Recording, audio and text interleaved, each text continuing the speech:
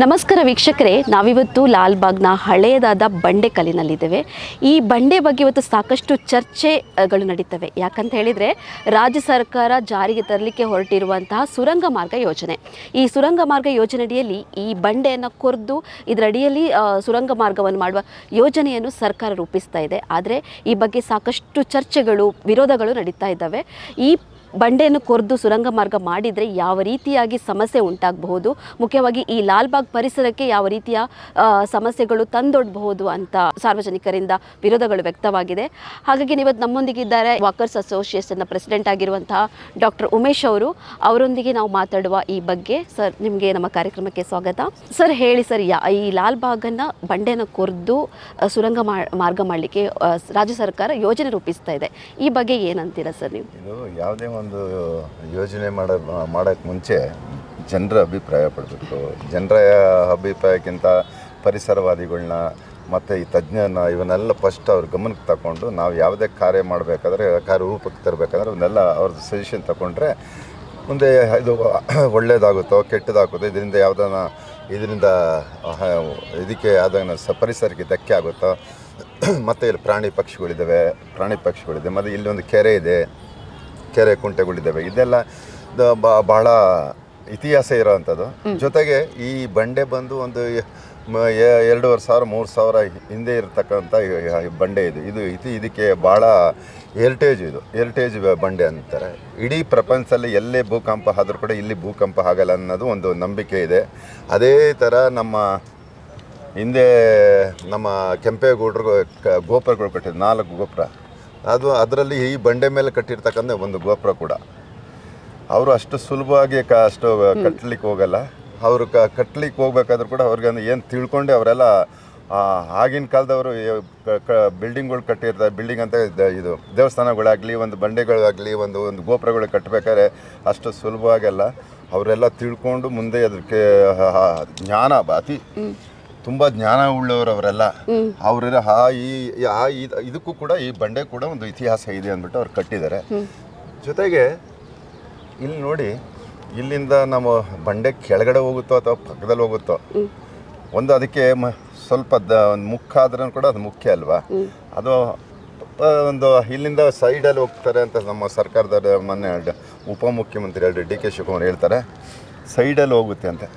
ಇವಾಗ ಯಾವ ಕಡೆಯಿಂದ ಹೇಗೆ ಬರುತ್ತೆ? ಈ ಕಡೆ ನೋಡಿ, ಹಿಂಗಿಂದ ಬಂದು ನಮ್ಮ ಈ ಕಡೆ ಬಂದು ಕೇಚ್ ರೋಡ್ ಈ ಕಡೆ ಆ ಸೈಡಲ್ಲಿ ಹೋಗುತ್ತೆ. ಅದು ಒಂದು 6 ಎಕರೆ ಅಂದ್ಕೊಳ್ಳಿ. ಆ ಕಡೆ 6 ಎಕರೆ ಆ ಕಡೆ ಹೋದ್ರೂ ಕೂಡ ಕೆಳಗಡೆ ಇಲ್ಲಿ ಮೇಲೆ ಬಂಡೆ ಇಷ್ಟು ಮೇಲೆ ಕಾಣಿಸ್ಬೋದು. ಕೆಳಗಡೆ ಇನ್ನೇ ಇಷ್ಟು ಬಂಡೆ ಇದೆ ಅಂತ ಯಾರು ಗೊತ್ತಿದೆ?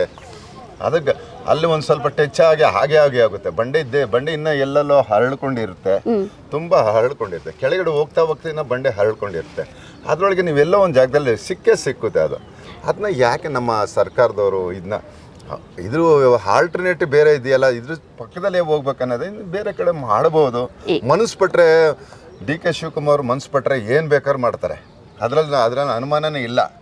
ಇವು ಕೂಡ ಅವ್ರಿಗೆ ಇದೆ, ಅವರು ಬಂಡೇನೆ. ನಾವೆಲ್ಲ ಪರಿಸರದಿಂದ ಬಂದವರು. ಇದನ್ನ ಉಳಿಸ್ಬೇಕಾದ್ರೂ ಎಲ್ಲರೂ ಕರ್ತವ್ಯ. ನಮಗೆ ರಾಜಕೀಯ ಬೇಡ, ಇದರೊಳಗೆ ನಮಗೆ ಯಾವುದೇ ರಾಜಕೀಯ ಬೇಡ. ನಮಗೆ ಕಾಂಗ್ರೆಸ್ಸು, ದಳ, BJP ಅನ್ನೋದು ಬೇಡ. ಜನರಲ್ಲಿಗೆ ನಾವು ಹೇಳ್ತಾ ಇರೋದು, ಈ ಒಂದು ಇತಿಹಾಸ ಇರುವಂಥ ಬಂಡೆಯನ್ನು ಉಳಿಸೋವಂಥ ಮಾಡಬೇಕು. ಸಾರ್ವಜನಿಕ ಟೀಕೆ ಆಗೋದೊಂದು ಒಂದೇ ಒಂದು ಕಡೆ ಎಲ್ಲರೂ ಇವಾಗ ತಜ್ಞರು ಕೂಡ ಅವರು ಕೂಡ ಟೀಕೆ ಮಾಡಿದ್ದಾರೆ ಇದ್ರ ಬಗ್ಗೆ. ಇದೆಲ್ಲ ಒಡೆಯ ಸರಿ ಇಲ್ಲ ಅಂತ.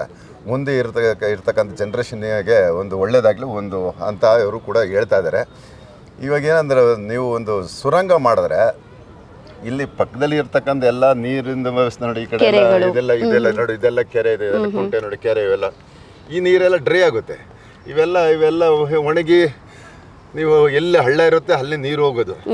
ಅಂಥದ್ರಲ್ಲಿ ಎಲ್ಲ ಡ್ರೈ ಆಗುತ್ತೆ. ಮತ್ತು ಮರಗಳಿಗೆಲ್ಲ ಸ್ವಲ್ಪ ಡ್ರೈ ಆಗ್ತವೆ, ನೀರು ನಿಲ್ಲಲ್ಲ. ಜೊತೆಗೆ ಈ ಕೆಳಗೆ ಸುರಂಗದಲ್ಲಿ ಗಾಡಿಗಳು ಹೋಗ್ತಾ ಇದ್ದಾರೆ, ಅದಕ್ಕೆ ವೈಬ್ರೇಷನ್ಗೆ ಎಷ್ಟೋ ಪಕ್ಷಿಗಳೆಲ್ಲ ಡಿಸ್ಟರ್ಬ್ ಆಗುತ್ತೆ. ಅದನ್ನ ಮಾಡಬೇಡಿ ಅಂತ ನಾನು ಮನೆ ಉಪಮುಖ್ಯಮಂತ್ರಿ ಅವರಿಗೆ ನಾನು ಮನವಿ ಮಾಡ್ಕೊಳ್ತೀನಿ. ಬೆಂಗಳೂರು ಜನಕ್ಕೆ ಇರೋದು 2 ಕಣ್ಣು, ಒಂದು ಲಾಲ್ಬಾಗು, ಒಂದು ಕಬ್ಬನ್ ಪಾರ್ಕು. ಇದು ಉಳಿಸ್ಬೇಕಾಗಿರೋರು ಉಪಮುಖ್ಯಮಂತ್ರಿ ಇವಾಗ ಏನು ಯೋಜನೆ ಹಾಕಿದ್ರೆ ಆ ಯೋಜನೆ ಬೇರೆ ಕಡೆ ಸ್ವಲ್ಪ ಡೈವರ್ಟ್ ಮಾಡಿ, ಅದನ್ನು ನಾವು ತೋರ್ಸೋಕ್ಕಲ್ಲ. ಅವ್ರಿಗೆ ಗೊತ್ತಿರುತ್ತೆ ಎಲ್ಲಿ ಹೋಗ್ಬೋದು ಅಂತ. ಅವ್ರು ಅದು ಮಾಡಿದ್ರೆ ಒಳ್ಳೇದು ಅನಿಸುತ್ತೆ. ನಾನು ನಿಮ್ಮ ಮಾಧ್ಯಮ ಮೂಲಕ ನಾನು ಕೇಳ್ಕೊತೀನಿ. ಹಾಗೆ ಏನಂದರೆ ಇದು ಇದು ಹಿಂದೆ ಎಲ್ಲ ಇನ್ನು ಹಿಂದೆ ಎಲ್ಲ ಇವಾಗ 240 ಎಕರೆ, ಇವಾಗ 240 ಎಕರೆಯಲ್ಲಿ ಇವಾಗ 6 ಎಕರೆ ಹೋಯ್ತು ಅಂದರೆ ಇವಾಗ ಇನ್ನೂ ಒಂದು ಪ್ರಶ್ನೆ, 6 ಎಕರೆ ಅಂತ ಹೇಳ್ತಾರೆ, ಅದಕ್ಕಿಂತ ಜಾಸ್ತಿನೂ ಹೋಗ್ಬೋದು. 6 ಎಕರೆ ಅಂತ ಅವ್ರ ಹೆಸರು ಆಲ್ರೆಡಿ 6 ಎಕರೆ ಅಂತ ಹೇಳಿದ್ದಾರೆ. 6 ಎಕರೆಗೆ ಇನ್ನು ಯೋಜನೆ ಮಾಡಿದಾಗ ಇನ್ನೂ ಸ್ವಲ್ಪ ಜಾಸ್ತಿನೇ ಆಗ್ಬೋದು. ಆವಾಗ ನಾವು ಕೇಳಲಿಕ್ಕೂ ಆಗಲ್ಲ. ಈಗ 6 ಎಕರೆ ಅಂತ ಎಷ್ಟು ಪ್ರದೇಶಗಳು ಇಲ್ಲಿಂದ? 6 ಎಕರೆ ನೋಡಿ, ಇಲ್ಲಿ ಈ ಬಂಡೆಯಿಂದ ಆ ಕಡೆ ಎಲ್ಲ ಹೋಗ್ತೇನೆ. ಈ ಬಂಡೆ ಇದೆಯಲ್ಲ, ಆ ಬಂಡೆಯಿಂದ ಆ ಕಡೆ ಕಾಂಪೌಂಡು ಸಿದ್ದಾಪುರ ಆ ಕಡೆ ಅವೆಲ್ಲ ಆ ಕಡೆ ಎಲ್ಲ ಹೋಗ್ತವೆ. ಆ ಕಡೆ 6 ಎಕರೆ ಅಂದರೆ ಮುಗೀತು. 40 ಎಕರೆಲ್ಲಿ 6 ಎಕರೆ ಹೋಯ್ತೆ, 34 ಎಕರೆ ಇನ್ನೊಂದು ಸರ್ಕಾರ ಬರುತ್ತೆ, ಇನ್ನೊಂದು 6 ಎಕರೆ ತಗೊಳ್ತಾರೆ. ಇದು park and play ground preservation act ಬೇರೆ ಇದೆ. ಆ ಆ್ಯಕ್ಟ್ ಪ್ರಕಾರ ಯಾವುದೇ ಆಗಲಿ, ಲಾಲ್ಬಾಗ್ ಆಗಲಿ, ಕಬ್ಬನ್ ಪಾರ್ಕ್ ಆಗಲಿ, ಯಾವುದೇ ಥರ ಎಂಕ್ರೋಚ್ಮೆಂಟ್ ಆಗಲಿ, ಇಲ್ಲಿಗಲ್ ಕನ್ಸ್ಟ್ರಕ್ಷನ್ ಆಗಲಿ, ಇವೆಲ್ಲ ಮಾಡಬಾರ್ದು ಅಂತ ಇದೆ. ಇವಾಗ ಇರೋದು ಏನಿದೆ ಅದನ್ನ ಉಳಿಸ್ಕೋಬೇಕು ಅಂತ 1998ಅಲ್ಲಿ 1975ಲೆಲ್ಲ ಇದು ಅಮೆಂಡ್ಮೆಂಟ್ ಮಾಡಿದ್ದಾರೆ. ಅದಕ್ಕೆ ತಕ್ಕಂತೆ ಈಗ ನಮ್ಮ ಈ ಸರ್ಕಾರವೂ ಕೂಡ ಉಳಿಸೋದು ನೋಡಬೇಕು, ಅದನ್ನ ಹಾಳು ಮಾಡೋಕ್ಕೆ ಹೋಗ್ಬಾರ್ದು ಅಂತ ನಾನು ಈ ಸರ್ಕಾರಕ್ಕೆ ನಾನು ಮನವಿ ಮಾಡ್ಕೊಳ್ತೀನಿ. ನಾನೇನು ಡೈರೆಕ್ಷನ್ ಕೊಡೋವಂಥ ವ್ಯಕ್ತಿ ಅಲ್ಲ, ಮನವಿ ಮಾಡ್ಕೊಳ್ತೀನಿ. ಕಬ್ಬನ್ ಪಾರ್ಕ್ ಉಳಿಸ್ದಂಗೆ ನಾವು ಅಲ್ಲಿ ಹೋರಾಟ ಮಾಡಿ ಅಲ್ಲಿ ಉಳಿಸಿದ್ವಿ, ಇದನ್ನು ಉಳಿಸಿ. ನಮ್ಮ ಈಗ ಯಾವುದೋ ಇದರೊಳಗೆ ಯಾವುದೇ ಒಂದು ರಾಜಕೀಯ, ನಾವು ಯಾವ ರಾಜಕೀಯದಲ್ಲಿ ಇಲ್ಲ, ನಾವು ಪರಿಸರದಲ್ಲಿ ಇದ್ದೀವಿ. ನಾವು ಬೆಂಗಳೂರು ಹುಟ್ಟು ಬೆಳೆದಿದ್ದಕ್ಕೆ ಒಂದು ಏನಾದ್ರು ಕೊಡುಗೆ ಕೊಟ್ಟು ಹೋಗೋಣ. ಕೆಂಪೇಗೌಡರು ಇಡೀ ಬೆಂಗಳೂರನ್ನೇ ಕೊಡುಗೆ ಕೊಟ್ಟು ಹೋಗೋರೆ. ಅದರೊಳಗೆ ನಮ್ಮ ಕೆಂಪೇಗೌಡರಿಗೆ ನಾವು ಅವ್ರ ಚಿರುಣಿಯಾಗಿ ಅಟ್ಲೀಸ್ಟ್ ಒಂದು ಅರ್ಧ ಎಕರೆ 1 ಎಕರೆ ಉಳಿಸಿ ಕೊಡೋಣ, ಅವ್ರ ಹೆಸರಲ್ಲಿ ನಾವು ಉಳಿಸೋಣ ಅಂತ ಹೇಳ್ತೀವಿ. ಪ್ರತಿ ವರ್ಷಕ್ಕೆ ಕೆಂಪೇಗೌಡರ ಅವಾರ್ಡ್ ಕೊಡ್ತೀರಿ. ಆ ಕೆಂಪೇಗೌಡ ಅವಾರ್ಡ್ ಕೊಡೋಕ್ಕೆ ಇಂಥ ಜಾಗಗಳು ಅವರು ಎಲ್ಲೆಲ್ಲಿ ಕಟ್ಟಿದ್ದಾರೆ ಅವ್ರ ಜಾಗಗಳು ಉಳಿಸಿ, ನಾನು ಅದು ಕೇಳ್ಕೊಳ್ತೀನಿ. ಈ ಲಾಲ್ಬಾಗ್ನ ಮರಿಗೌಡರು ಅಂತ ಪಾಪ ಎಲ್ಲ ಇದನ್ನೆಲ್ಲ ಅವರು ಹೋರಾಟ ಮಾಡಿ ಇದೆಲ್ಲ ಈ ತೋಟಗಾರಿಕೆ ಇಲಾಖೆ ಡೈರೆಕ್ಟರ್ ಆಗಿರುವಾಗ ಅವರೆಲ್ಲ ಉಳಿಸಿದ್ದಾರೆ. ಒಳ್ಳೊಳ್ಳೆ ಗಿಡ ಮರಗಳು ಹಾಕಿದ್ದಾರೆ. ಅವ್ರ ಹೆಸರಲ್ಲೂ ಅದು ಉಳಿಸಿ, ಇದು ಯಾವುದು ಧಕ್ಕೆ ಆಗಬಾರ್ದು ಅಂತ ನಾನು ನಿಮ್ಮ ಮಾಧ್ಯಮ ಮೂಲಕ ಕೇಳ್ಕೊಳ್ತೀನಿ. ಮಾನ್ಯ ಉಪಮುಖ್ಯಮಂತ್ರಿಗಳು ಇದು ಬಿಟ್ಟು ಬೇರೆ ದಾರಿ ನಿಮಗೆ ಗೊತ್ತಿರುತ್ತೆ. ನಿಮ್ಗೆ ಗೊತ್ತಿಲ್ಲದಿರೋದು ಯಾವುದೂ ಇಲ್ಲ. ನೀವು ಆಲ್ಟರ್ನೇಟಿವ್ ಯಾವ್ದಾರು ಒಂದು ಮಾಡಿ ಇನ್ನೂ ಸ್ವಲ್ಪ ತಜ್ಞರನ್ನ ಕೇಳ್ಕೊಳ್ಳಿ. ಇನ್ನೊಂದು ಏನಂತ ಹೇಳಿದರೆ ಸರ್, ಇದು ಈ ಟನಲ್ ರೋಡ್ ಮಾಡಬೇಕಂದ್ರೆ ಯಾವುದೇ ಸಾರ್ವಜನಿಕರಿಂದ ಅಹವಾಲು ಸಭೆ ನಡೆಸಲಿಲ್ಲ. ಯಾವತ್ತೂ ಕೂಡ ಒಂದು ಯೋಜನೆ ರೂಪಿಸಬೇಕಾದ್ರೆ ಸಾರ್ವಜನಿಕ ಅಭಿಪ್ರಾಯ ಕೇಳೋದು ಮುಖ್ಯ. ಇದು ಯಾವುದೇ ಸರ್ಕಾರ ಯಾವುದೇ ಯೋಜನೆ ಮಾಡಬೇಕಾದ್ರೆ ಸಾರ್ವಜನಿಕ ಅಭಿಪ್ರಾಯ ತಗೋಬೇಕು, ತಜ್ಞರ ಅಭಿಪ್ರಾಯ ತಗೋಬೇಕು, ಕಲಾವಿದರ ಅಭಿಪ್ರಾಯ ತಗೋಬೇಕು, ಮತ್ತು ಇಲ್ಲಿ ಇರ್ತಕ್ಕಂಥ ನಡಿಗೆದಾರ ವಾಕರ್ಸ್ಗಳಿಗೆ ಅವ್ರದ್ದು ಅಭಿಪ್ರಾಯ ತಗೋಬೇಕು, ಮತ್ತು ಇಲ್ಲಿ ತೋಟಗಾರಿಕೆ ಇಲಾಖೆ ಅವ್ರಿಗೆ ತಜ್ಞರು ಇರ್ತಾರೆ, ಅವ್ರನ್ನೂ ಯಾವ ಅಭಿಪ್ರಾಯ ಇಲ್ಲ ಅವ್ರಿಗೆ. ಅವ್ರು ಬಂದು ಇಮಿಡಿಯೇಟ್ಲಿ ಅವರು ಮಾಡಬೇಕು, ಟ್ಯಾನಲ್ ಮಾಡಬೇಕು ಅಂತ ಮಾಡ್ಕೊಂಡು. ಅದು ಟ್ಯಾನಲ್ ಮಾಡೋದ್ರಿಂದ ಯಾರಿಗೆ ಕೆಲವ್ರಿಗೆ ಉಪಯೋಗ, ಕಾರ್ ಇರೋರ್ಗೆ ಉಪಯೋಗ. ಕಾರಲ್ಲಿ ತಾನೇ ಬರೋದು. ಹೆಬ್ಬಾಳದಿಂದ ಸಿಲ್ಕ್ ಬೋರ್ಡವ್ರ ಕಾರು ಅಲ್ಲಿಂದ ಬರಬೇಕಾದ್ರೆ 50 ರೂಪಾಯಿ ಚಾರ್ಜ್ ಆಗ್ತಾರೆ, ಅಲ್ಲಿ ಬರಬೇಕು 650 ರೂಪಾಯಿ ಆಗುತ್ತೆ. ಅಲ್ಲಿಂದ ಹೆಬ್ಬಾಳದಿಂದ ಇಲ್ಲಿ ಅವ್ರು ಯಾರಿಗೆ ಬರ್ತದೆ? ಬಡವ್ರಿಗಂತೂ ಮಾಡಿಲ್ಲ. ಅದು ಟ್ಯಾನಲ್ ಮಾಡಿರೋದು ಶ್ರೀಮಂತಿಗೆ.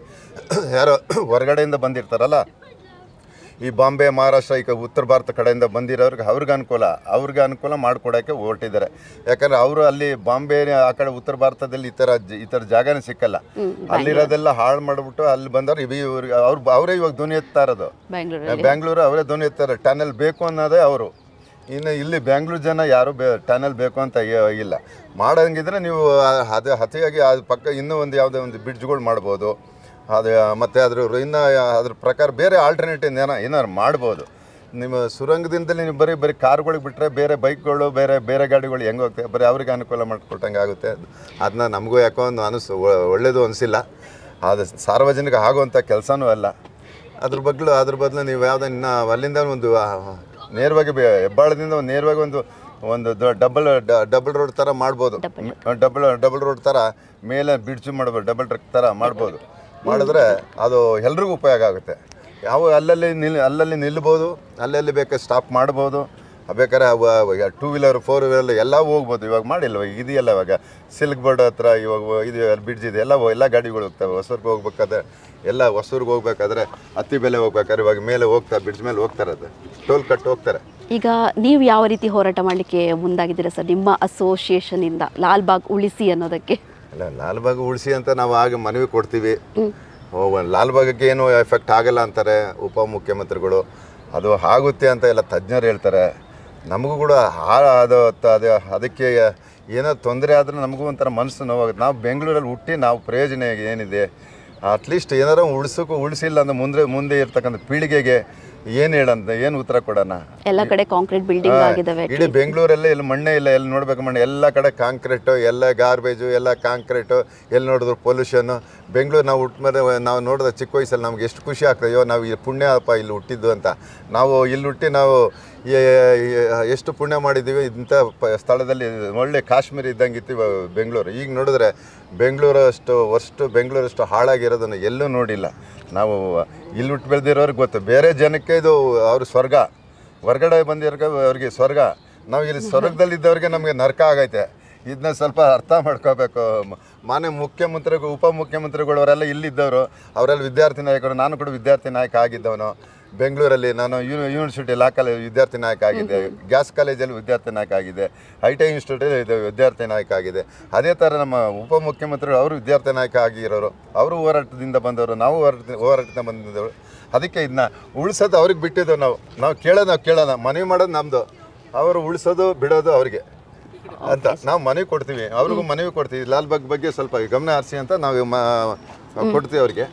ಅವ್ರು ನೋಡಿ ಅವ್ರಿಗೆ ಮುಂದೆ ಏನು ಮಾಡ್ತಾರೋ ಅವ್ರಿಗೆ ಬಿಟ್ಟಿದ್ದೀವಿ ಅಂತ ನಾನು ಕೇಳ್ತೀನಿ. ಇಲ್ಲಿ ಸಾಕಷ್ಟು ಹಳೆಯ ಮರಗಳು ಕೂಡ ಇದಾವಲ್ಲ ಸರ್, ಇವಾಗ ಈ ಟನಲ್ ಯೋಜನೆಯಿಂದಾಗಿ ಯಾವ ಮರಗಳು ಕಡಿಯುವ ಸಾಧ್ಯತೆಗಳೇನಾದರೂ ಇದೆಯಾ? ಇಲ್ಲ, ಮರಗಳು ಡ್ಯಾಮೇಜ್ ಆಗ್ತವೆ. ಯಾಕಂದ್ರೆ ಮರ ಕಡಿಯಲ್ಲ, ಅವ್ರು ಕಡಿಯಲ್ಲ ಅಂತಾರೆ. ಕಡಿದಿದ್ರು ಅದು ನ್ಯಾಚುರಲ್ ಆಗಿ ಅದಕ್ಕೆ ಡ್ಯಾಮೇಜ್ ಆಗಿ ಕೆಳಗಡೆಯಿಂದ ಓದಿಸಿ ಅದು ಅದಾಗೆ ಅವೇ ಬಿದ್ದೋಗ್ತವೆ. ನಾವು ಕಡಿಯೋದೇ ಬೇಕಾಗಿಲ್ಲ, ಅದಕ್ಕೆ ಕೆಮಿಕಲ್ ಇಂದ ಹಾಳಾಗುವಂತ ಹಾಕ್ತೇವೆ. ಮತ್ತೆ ಇಲ್ಲೆಲ್ಲ ಸಾವಿರಾರು ವರ್ಷದ ಹಿಂದೆ ಇರೋ ಮರಗಳಿದ್ವಿ, 400, 500, 600 ವರ್ಷದ ಮರ ಹಾಕಿದೆ. ಇಲ್ಲಿ ಟಿಪ್ಪು ಸುಲ್ತಾನ್ ಮರ ಅಂತಾನೆ ಹೋಗಿ ತೋರಿಸ್ತಾರೆ, ಇಲ್ಲೇ ಕರ್ಕೊಂಡು ಹೋಗ್ತಾ ಮನೆ ಅದೇನೋ ಬಿದ್ದೋಯ್ತು ಅಂತ ಹೇಳಿದ್ರು. ಟಿಪ್ಪು ಸುಲ್ತಾನ್ ಮರ ಅಂದ್ಬಿಟ್ಟು ಎಲ್ಲ ಬಂದವರಿಗೆಲ್ಲ ಇದು ಟಿಪ್ಪು ಸುಲ್ತಾನ್ ಹಾಕಿದ ಮರ, ಇದು ಟಿಪ್ಪು ಸುಲ್ತಾನ್ ಹಾಕಿದ ಮರ ಅಂದ್ಬಿಟ್ಟು ಎತ್ಕೊಂಡು ಹೋಗಿ ತೋರಿಸ್ತಾ ಇದ್ರು. ಅಂಥ ಮರಗಳೆಲ್ಲ ಇನ್ನೂ ಇದ್ದಾವೆ. ಇನ್ನು ಆ ಮರಗಳು 100 ವರ್ಷಗಳು ಇವಾಗ ನೋಡೋಕ್ಕಲ್ಲ. ಅದು ಹಾಕೋದು ಬೆಳೆಸೋದು ಎಷ್ಟು ಕಷ್ಟ ಅಂದ್ಬಿಟ್ಟು ನಮ್ಗೆ ಗೊತ್ತಿದೆ. ಅಂಥ ಮರಗಳೆಲ್ಲ ಇದ್ದಾವೆ ಅಂತ ನಾನು ಹೇಳ್ತಾ ಇದ್ದೀನಿ. ಮತ್ತು ಪ್ರಾಣಿ ಪಕ್ಷಿಗಳಿದ್ದಾವೆ, ಒಳ್ಳೊಳ್ಳೆ ಪಕ್ಷಿಗಳಿದೆ, ಅವೆಲ್ಲ ಉಳಿಸ್ಬೇಕು. ಒಳ್ಳೆ ಕೆರೆ ಇದೆ, ಆ ಕೆರೆಯಲ್ಲೆಲ್ಲ ಒಳ್ಳೆ ಹೊರ ರಾಷ್ಟ್ರದಿಂದ ಬರೋ ಪಕ್ಷಿಗಳೆಲ್ಲ ಬರ್ತವೆ, ವಲಸೆ ಬಂದು ಇಲ್ಲಿ ಇರ್ತವೆ. ಜನರಿಗೂ ನೋಡೋಕೆ ಕಣ್ಣಿಗೆ ಒಂದು ಆನಂದ ಅಂತ ನಾನು ಹೇಳ್ತೀನಿ. ಇದಿಷ್ಟು ವಾಕರ್ ಅಸೋಸಿಯೇಷನ್ ಡಾಕ್ಟರ್ ಉಮೇಶ್ ಅವರ ಮಾತು. ಈ ಲಾಲ್ಬಾಗಲ್ಲಿ ಸುರಂಗ ಮಾರ್ಗವನ್ನು ಕೊರೆದ್ರೆ ಯಾವ ರೀತಿಯಾಗಿ ಅನಾಹುತ ಆಗ್ಬೋದು, ಇಲ್ಲಿಯ ಪಕ್ಷಿಗಳಿರ್ಬೋದು, ಇಲ್ಲಿಯ ಬರುವ ಜನರಿಗಿರ್ಬೋದು, ಅಥವಾ ಮರಗಳು ಕೂಡ ಯಾವ ರೀತಿಯಾಗಿ ನಾಶ ಆಗ್ಬೋದು ಅನ್ನುವ ಅಭಿಪ್ರಾಯವನ್ನು ಅವರು ವ್ಯಕ್ತಪಡಿಸಿದ್ದಾರೆ. ಸರ್, ತುಂಬ ಧನ್ಯವಾದಗಳು ಸರ್.